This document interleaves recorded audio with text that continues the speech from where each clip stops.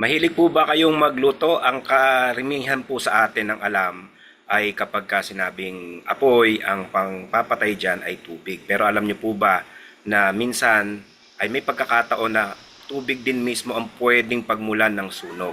Yan po ay pag-uusapan natin ngayon at alam po interesado po ang marami sa atin dahil marami po sa atin ang nagluluto, ang ating mga nanay, ang ating rin mga tatay nagluluto rin yan. At kasama po natin ngayon ang isang kababayan natin na naka-experience mismo ng ganitong insidente.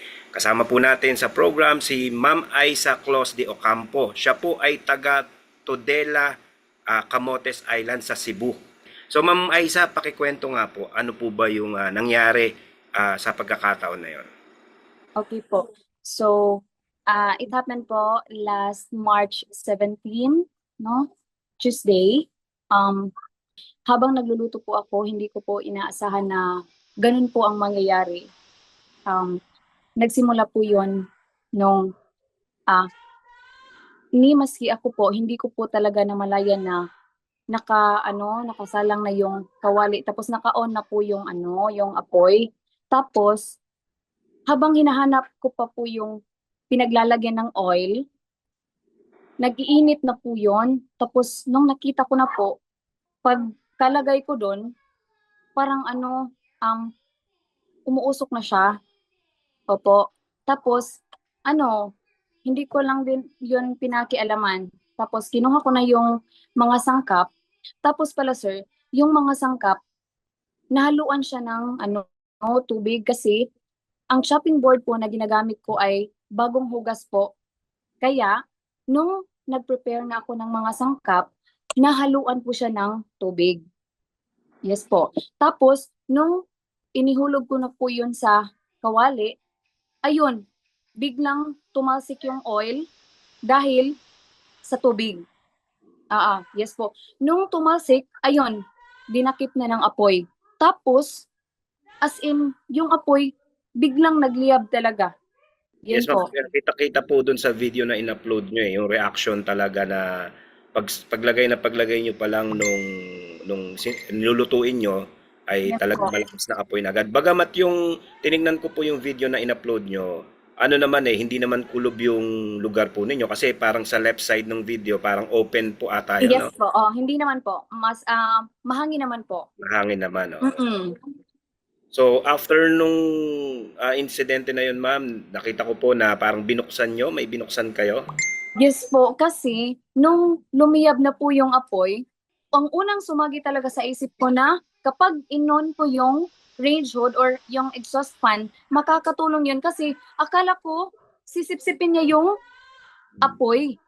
Nakalimutan ko na dapat yung sisipsipin lang sana ng range hood ay smoke o kaya yung amoy. Yes. So, doon ako nagkamali talaga kasi yung sinipsip ng range hood ay ang Apoy. apoy. Yes po. So, nung nakita ko na po, hindi ko nga na-off yung apoy, doon lang kasi ako nakafocus sa range hood.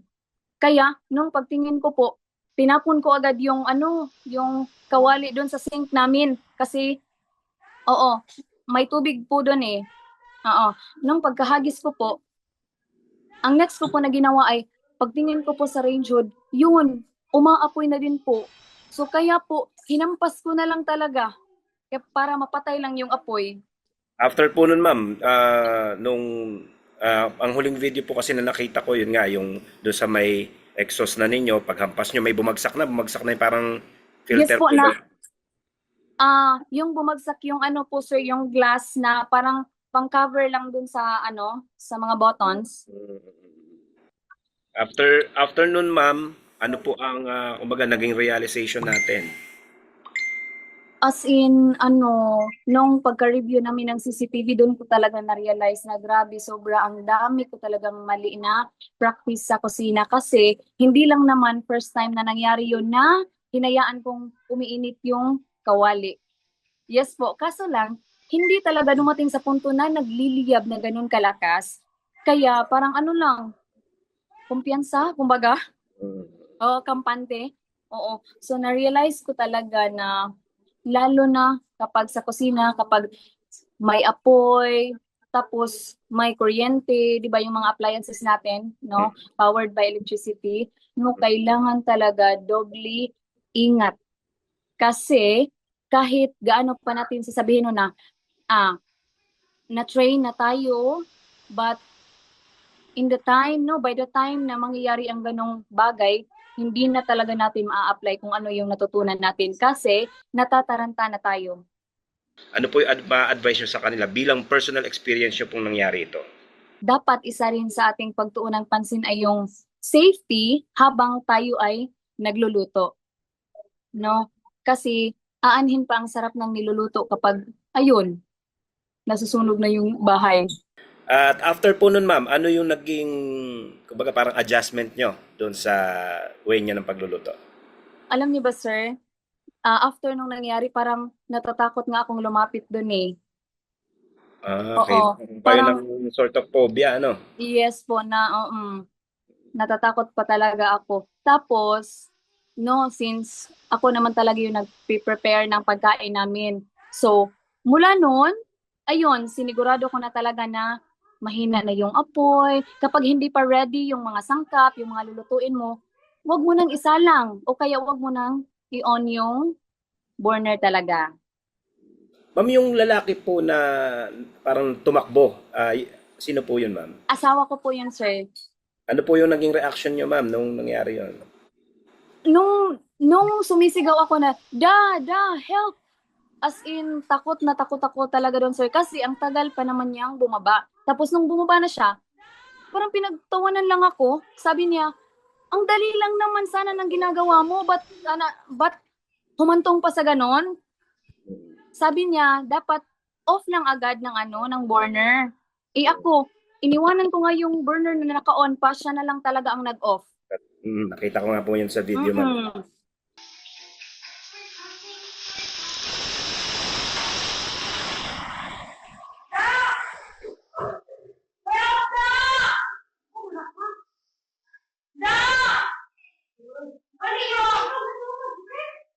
Actually, yung mga maituturo namin sa inyo, na-realize nyo na rin siya eh. Yan. So, Yes po, sir. yan. Tama po yon. Unang-una po ang ating gagawin na part ng pag-iingat sa pagluluto. Una po, i-atras pa natin ng kaunti. Siyempre, yung mga gas stove natin, yung ating mga gas hose, yon yung mga baka magkaroon ng leak or may luma. May certain time po yan na kailangan papalitan natin yung mga hose po ng ating from tank to stove. So meron po kasing ano yan merong lifespan lang po yan na kailangan i-check po natin from time to time kung yan po ay may crack na. Once po yung ating mga hose ay may crack na, kahit wala pa po siyang leak, once na nagkaroon na po ng crack, time na po yon para palitan din po natin siya. Katapos po, yung mga tank naman din po natin, yung mga gas tank naman natin, if nagkaroon na po siya ng parang corrosion or parang may kalawang, yan, time na rin po yan. Dapat wag na rin po natin patagalin at papalitan na rin po natin yan. And even yung ating mga gas stove, yung mga pipe niyan, may mga pipe po yan from hose, may pipe na pagkakabitan, check din po natin yon kung may mga corrosion na. So kapag may corrosion na po, ay palitan na po natin siya. Yan. So punta na po tayo doon sa time na magluluto na tayo. So tama po yon. Ang una natin gagawin, i-prepare muna po natin lahat, yung mga ingredient, lahat ng mga gagamitin natin for cooking bago po natin buksan yung ating mga gas stove. Yan, tama po yon, yung isa po sa na-realize ninyo.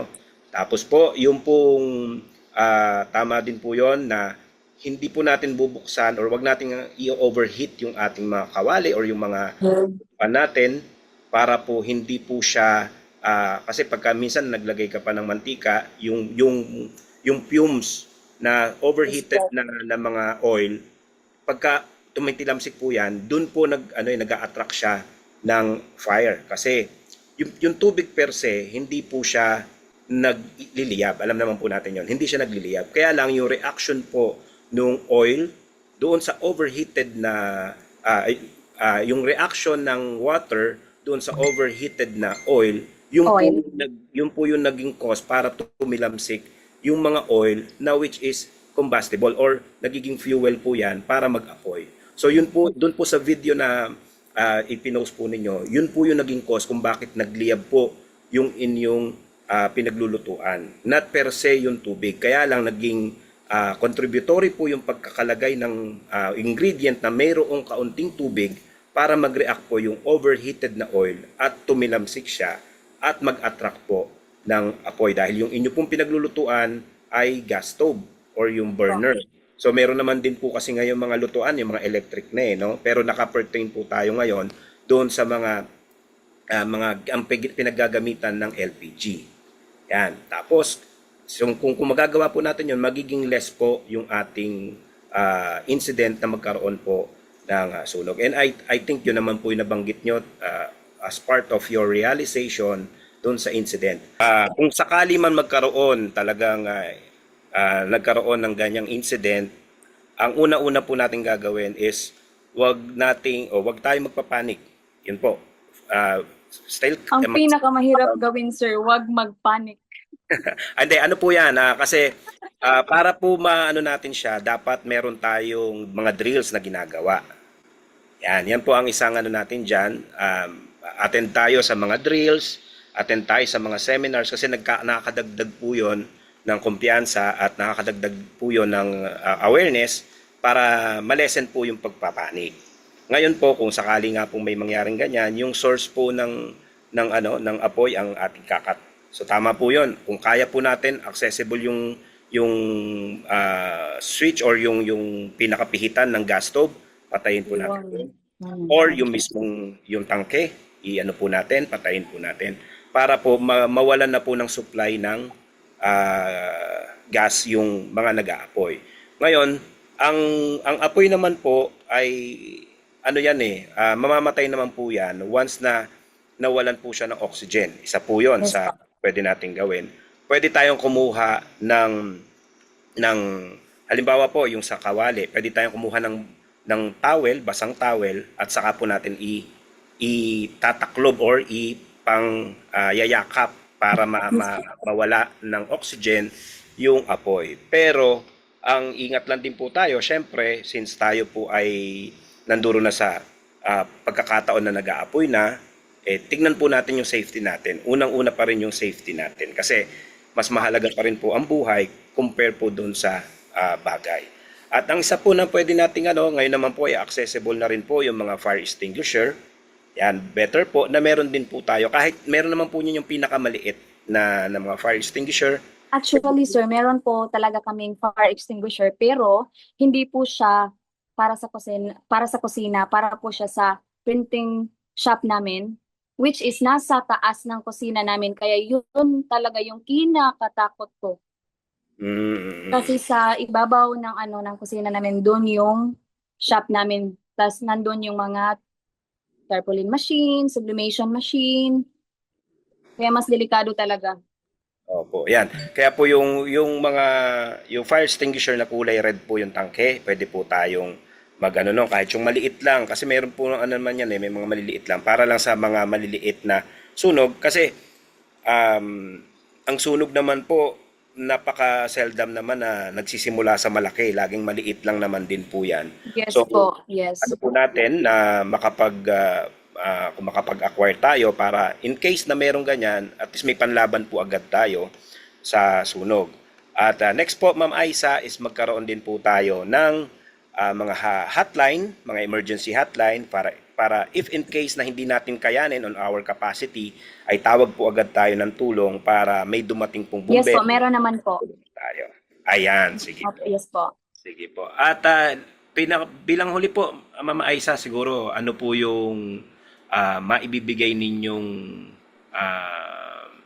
paalaala din bilang kayo po ay nanay, kayo po ay mahilig magluto. Okay po.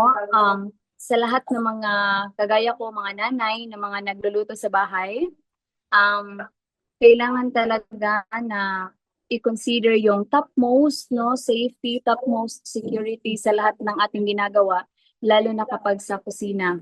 Kailangan tansyado ang oras, Kailangan handa na lahat ng iluluto. Huwag magmadali, Dapat din focus, Yan, maraming salamat po Ma'am Aisa sa oras po ninyo and keep safe po palagi.